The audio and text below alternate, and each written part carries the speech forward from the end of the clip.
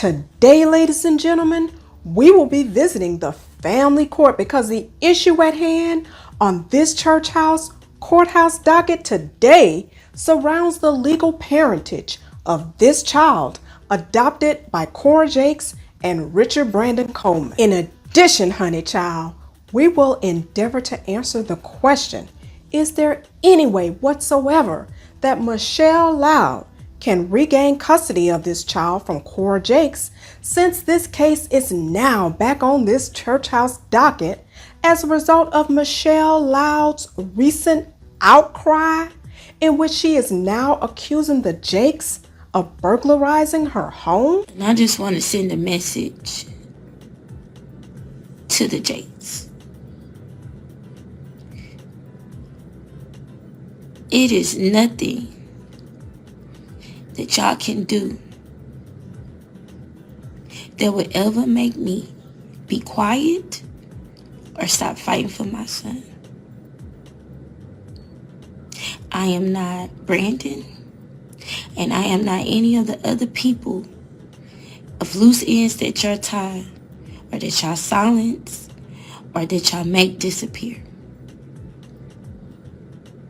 There is nothing that y'all can do to keep me silent, to move me, to make me shut up, to quit me, to stop me from talking, to stop me from fighting, to stop me from moving, to stop me from going. Nothing. You can take everything that I have. You can literally try to destroy me, but I'm going to keep fighting for my son.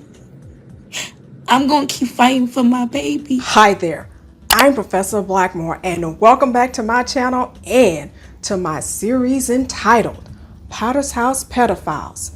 And if you thought that just because Richard Brandon Coleman pled guilty to the child sexual assault criminal charges alleged against him by his and Sister Cora's 13-year-old foster daughter, and he was recently transferred from his Ellis County jail cell to his Texas Department of Criminal Justice prison cell at the Beto unit in Tennessee Colony, Texas, that this case was now closed, then you better think again, because Sister Michelle seems to think that the family court adoption case is still open.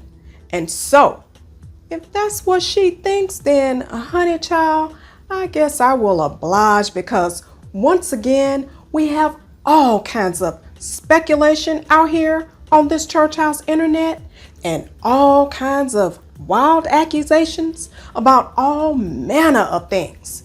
And so y'all know that I'm going to set the record straight and clarify the details on all of the parts, even though I've already covered this topic on numerous occasions. But maybe this time people will listen. But before I get into the facts of the case and all of the rigmarole, let's get some understanding around the reason that we were all summoned to this church house courthouse hearing.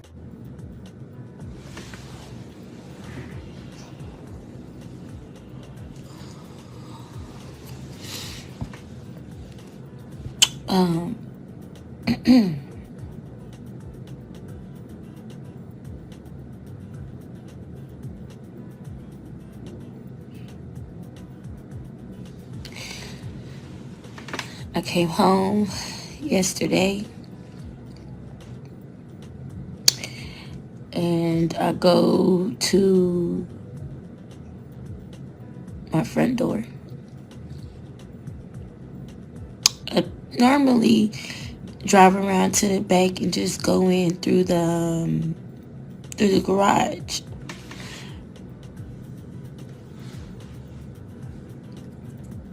But this particular day, I parked in the front and I checked my mail, and I proceeded to go to the front door. I go to the front door. I unlocked the bottom lock. and the door, it was like jammed, like it wasn't opening. So then I turned the flashlight on. And I can see the rubber, the rubber that's on the door when you close it to keep it sealed, I guess closed. It was ripped, had holes in it. I was like, what the hell, And I try to open the door, and the door is jammed. So I give it a nudge. It opens. Now look, my wood is cracked. On the side, my wood is cracked. As soon as I open the door, it's nothing but chaos. It's stuff everywhere. Now, while all of this is going on, this church house internet called its own emergency hearing on this matter. And all kinds of questions and legal arguments started flying all around from members of this church house jury. And so I'm going to address some of the issues and questions that have been raised by the jurors, like this one, which states, quote, somebody needs to find Michelle Loud a lawyer so she can get her son back, end quote. And I will address this issue by asking the following question, which is, now, don't you think that if Sister Michelle had a case that amounted to anything, lawyers would be falling all over themselves in a frenzy to take this case? Notwithstanding, if you want to hear my answer to this question, then you better stick around until the end so you can find out. But until then, let's find out what else Sister Michelle discovered when she arrived at her home after this alleged burglary. I'm a very clean person. I'm a very organized person because I've worked so hard.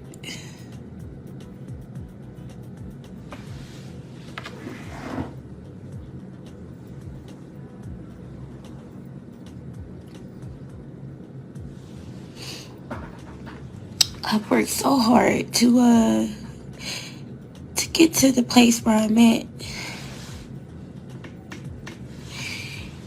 And I pride myself in taking care of what I have because it was a time where I didn't have nothing.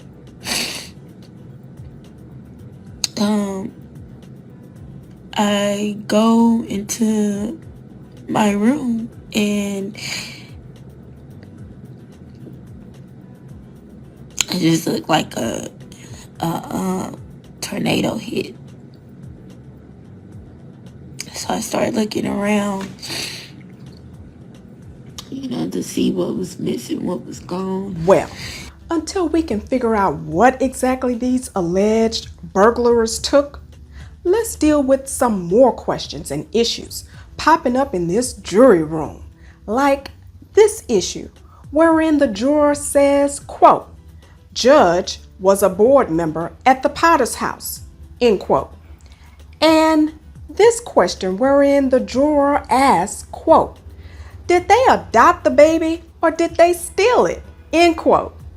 And this juror who states, quote, they went on vacation with the judge and everything, end quote. And this member of the jury who states, quote, yes, they went straight to Judge Faith. At the time, Michelle didn't know that she was a board member at the time, end quote. Okay, y'all, so let me break down this issue regarding the judge. So back on August the 12th, 2022, when, let me say again, was the first time that I started covering all of these cases, I did a search of all cases involving Sister Cora Jakes, her husband Brandon Coleman, and Sister Sarah Jakes. And I knew which courts to search because as an attorney who has practiced law in the state of Texas for many years, I know about jurisdiction as it relates to suits involving the parent-child relationship, and which courts would have jurisdiction over certain family law related matters. So I have already covered these issues, including all of the family law issues surrounding all of these individuals, including Cora Jakes' divorce from her first husband and her attempt to terminate her former spouse's parental rights regarding her first daughter, Mackenzie. And so, the court has jurisdiction over all of their family law issues. And that court is the Tarrant County Family District Court, and that is because jurisdiction is where the child has resided for a period of time preceding the filing of any particular type of family law case.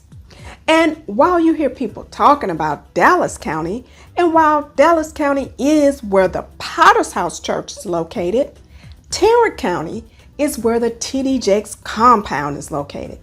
And it seems where all of these grown-ass children of TD Jakes ended up living for certain periods of time along with their children.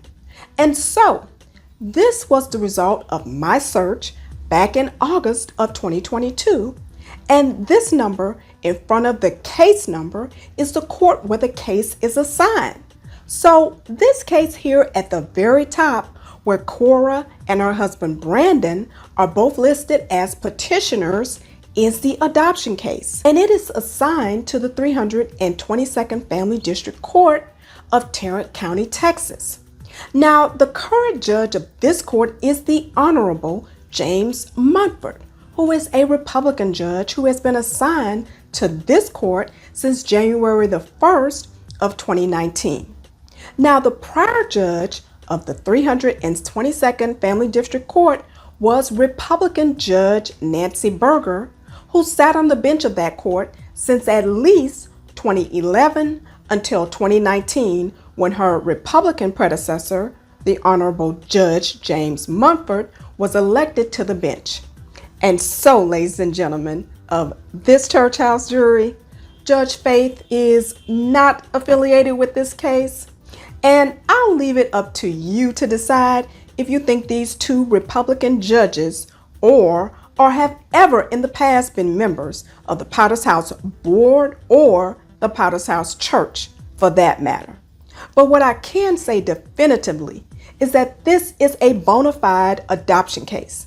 And by law in the state of Texas, all adoption cases are automatically sealed. And so, now that we have answered these questions from these church house jury deliberations, let's check back in with Sister Michelle to get some more details about this alleged Potter's House burglary of her home, so we can find out what, if anything, was taken. Clothes.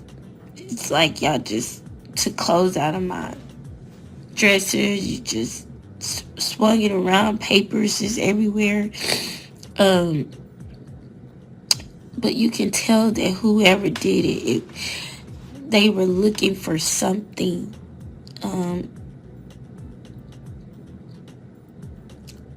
The only things that was my TVs weren't taken, my jewelry wasn't taken, my shoes, clothes, none of those items was taken. I have other valuable things. None of those things was taken. The only things that were taken was my laptop, my iPad, my safe that has my kids' birth certificates and socials, and where I keep my money for my rent and for my utilities, and a yellow manila folder that has the final order from my case with Jason. That is the only thing that was taken out of my home. My kids' TVs are still there. Their valuables is still there. They didn't even, all of that stuff is still there. Now, although I personally don't think the judge of the adoption case is a member of the Potter's House Church or the Board of Trustees of the Potter's House Church, I will nevertheless deal with this issue raised by the jury, which is, quote, if the judge was a board member, all they had to do is have her recused, end quote. Now, the way that things are handled regarding the recusal of judges is different in each state. And so, this may be true in some other states that you can, quote, have the judge recused, end quote. But in Texas, the issue of recusal is handled by the presiding judge of the court where the case is assigned. There is no administrative judge that hears recusals of the whole courthouse. And so a motion to recuse would be handled by the presiding judge of the 322nd Family District Court, him or herself. If the presiding judge denies the motion to recuse, a person has to file an appeal that is denied at least 99% of the time. And so as far as I'm concerned, there is virtually no such thing as recusal. It is very difficult for a judge to recuse themselves, and is equally as difficult for the Court of Appeals to overrule a judge's refusal to recuse themselves, because the standard of review of those appeals is abuse of discretion. So unless one of the parties is the judge's mama, it is almost impossible to have a judge recused in Texas. But let's check back in with Sister Michelle to see if she has any clues about who burglarized her home. So I can only feel like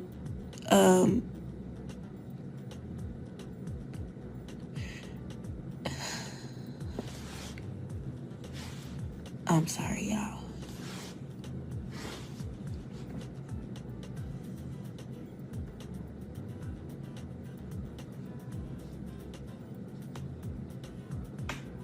I'm so sorry.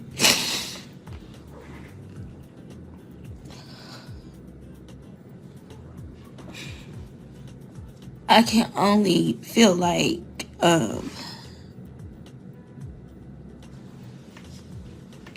that I was targeted, and that it's who I'm up against.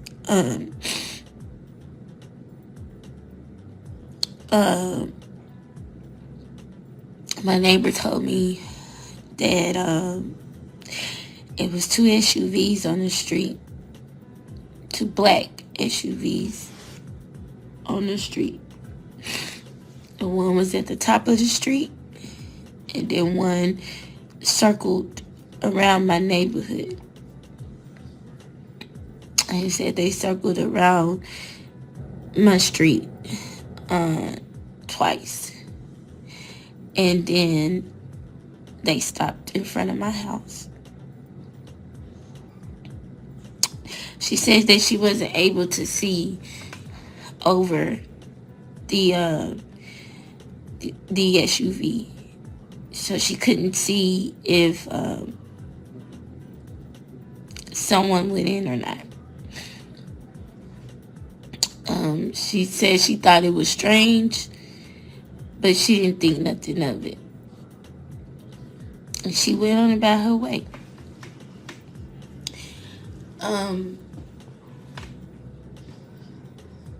I asked her, because she does have a Ring door camera, I asked her if I could see the footage, if she could send me the footage. Well, while we wait to see if we can get some clues from this Ring door footage, let's take a look at some more of the jury deliberations, like this from one of our church house jurors who asked what I actually think is a good question, which is, quote, were the parents' rights terminated, end quote. And this member of the jury who states, quote, she was allegedly manipulated into agreeing to have the child adopted, end quote. And this juror who says, quote, from my understanding, Michelle signed an agreement. She just claims that she was coerced. So the judge usually doesn't have anything to do with that, end quote.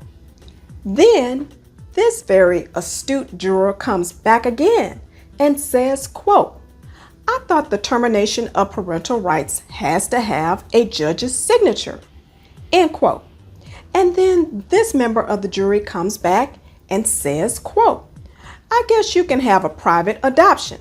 The judge signs the final documents, but you can negotiate your own terms or go to trial. They negotiate it, judge signs off on it. I believe she claims she didn't know what she signed, end quote. Now, I have actually done a few adoptions in Texas, and I guess you can make a distinction about whether an adoption is a so-called private adoption or not, but it does not make a difference because certain things must be done before all adoptions, whether private or not, can be granted. And when we say private adoptions, I guess we mean a non-child protective services adoption in which the child being adopted is not a child that is in the custody of child protective services. So let me deal with this issue of termination of parental rights, which must occur in all adoptions. And keep in mind, this transaction will result in a whole new birth certificate being issued for the child once the adoption is granted, with the names of the new parents listed on the new birth certificate, with presumably even a new last name being given to the child to match the last name of the child's new parents. These are all things that cannot be undone at this point. And one of the church house jurors even astutely points out that, quote, courts won't uproot him, end quote. And so it is the best interest of the child, not Sister Michelle's best interest, that the court, especially family courts, are primarily concerned with. So people can think that they have an agreement or not, but one thing they can't agree on is whether the parental rights of the biological parents will be terminated or not in an adoption. That is non-negotiable. And that is why I know for a fact that Sister Michelle would not have been able to walk away from this transaction not understanding what took place. An attorney would have been appointed to represent her for the express purpose of proving up the fact that she agreed to and understood that as a necessary feature of the adoption transaction, that her parental rights regarding the child would be terminated. In addition, an attorney would have been appointed to represent the interest of the biological father, even if one was not listed on the child's original birth certificate.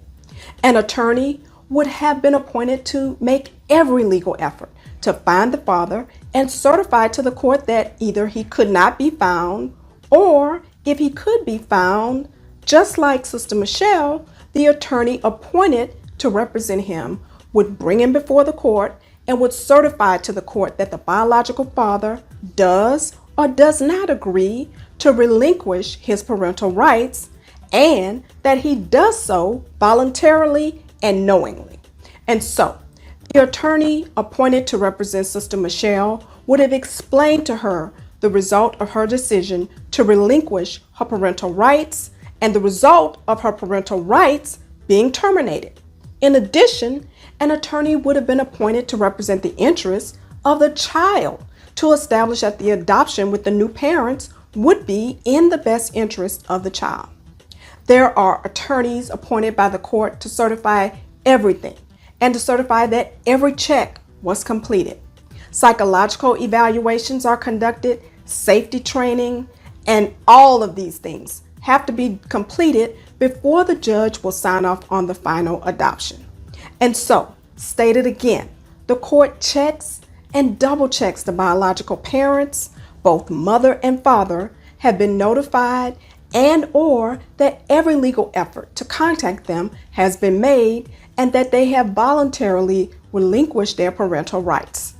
Then, at the end of this extensive process, even if the matter does not go to trial, there will be an extensive prove-up hearing that I don't see being allowed to proceed without Sister Michelle proving up on the record that she was voluntarily relinquishing her parental rights.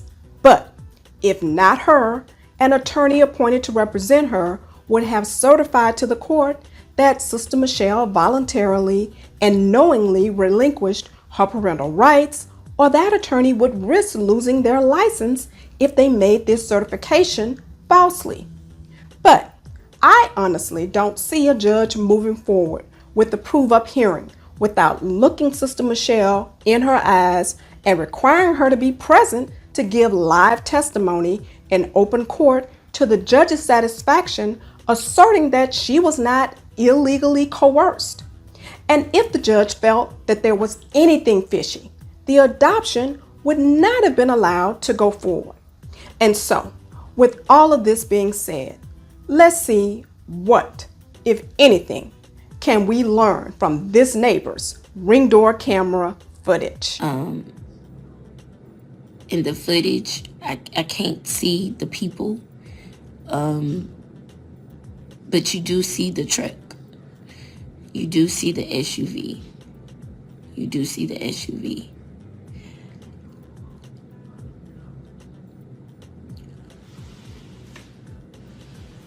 Before this happened, a member of the Jakes family reached out to me like 5 o'clock in the morning. Before that person reached out to me, Cora had sent a message to a supporter. And I just want to send a message to the Jakes. It is nothing that y'all can do that would ever make me be quiet or stop fighting for my son. I am not Brandon, and I am not any of the other people of loose ends that y'all tie, or that y'all silence, or that y'all make disappear. There is nothing that y'all can do to keep me silent, to move me, to make me shut up, to quit me, to stop me from talking, to stop me from fighting, to stop me from moving, to stop me from going. Nothing. You can take everything that I have. You can literally try to destroy me, but I'm going to keep fighting for my son. I'm going to keep fighting for my baby. And y'all will not break me. Y'all will not break me. Y'all will not scare me. And y'all will not put me in fear.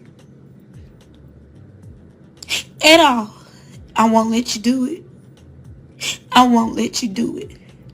Because there's nothing that you can tear up and take when you have my most prized possession. Nothing. Nothing. Y'all can't back me in the corner no more. Y'all can't manipulate me anymore. You can't do it anymore. And if I have to keep coming public to talk about it, then that's what I'm gonna do. Now, I don't know if they will break Sister Michelle or not, but whether she knows it or not, the fight is over. And it was over at the moment when the adoption was granted, effectively terminating her parental rights. And so, respectfully to Sister Michelle, in my opinion, as an attorney who has successfully completed adoptions in the state of Texas, she has been shadowboxing with people who have already won. And this is a one-person fight. And that is because her parental rights have been forever terminated relating to this child, Jason. She has no standing even to file anything in this court in this case. And because the proceedings would have been proved up on the record in open court, and the judge would have asked all of the statutory questions that would have been answered on the record, there is no way to prove that fraud was involved. So, I'll go back to my original question, which is, can Sister Michelle get her son back from Cora Jakes? And in my opinion, there is no way, shape, form, or fashion in my mind, and in my humble opinion, that she will get this child back, who, as I remind you, now has a whole new birth certificate and family. Now, either one or two things could possibly happen. Either Brandon Coleman could voluntarily relinquish his parental rights, or whatever court has jurisdiction over the divorce, which I think is probably this same court, would have to find a way to have some type of trial on the issue of his custody of this child under the circumstances of his conviction regarding the sexual allegations regarding the other child before I believe any divorce can be final. But what do you think? I mean, ladies and gentlemen of this adoption courthouse jury, do you really think that Cora Jakes and BishopTDJakes have time to be burglarizing Sister Michelle's house when they already have full custody of the child because Sister Michelle voluntarily relinquished her own parental rights regarding said child, and there is no way that she can prove any fraud was involved unless she defrauded her own self? I mean, I'm sorry, but the only person who believes there's a fight is Sister Michelle. And I don't see why the Jakes would think that they have any fight with her when she gave them everything they have on a silver platter. But that's just my opinion. Please let me know what you think by leaving your comments in the comment section below. And I hope you'll also give me a big thumbs up. And I hope you'll also consider donating to this video and my entire channel ministry by donating to the ProfessorBlackmore.com Cash App. And I hope you'll also subscribe to my YouTube channel and click the bell so you'll be notified whenever I come back with more hot tea from the church house, the courthouse, and everywhere else, honey child. And whenever I come back with more explosive episodes in my Potter's House Pedophiles podcast series. And please also follow me on TikTok and Instagram.